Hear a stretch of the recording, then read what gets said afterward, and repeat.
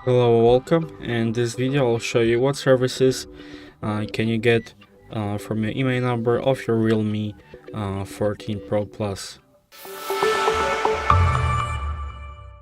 So first you need to get your email number, and you can do it by dialing this number in the blue bold text right here, or checking in the settings, or on your phone box.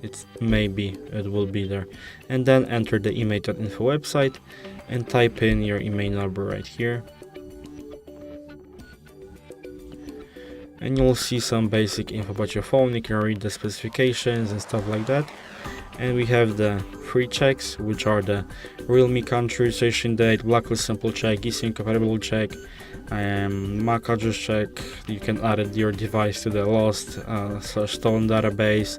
You can check if it was added. If you, for example, bought a used phone, you can perform a carrier lookup, and you have also the one advanced check available for this model, which is the blacklist premium check, which costs like $4 or something, and you can perform almost all these checks for free, and only this one is paid. So if you enjoyed this video and consider it helpful, leave a like, subscribe, and thanks for watching.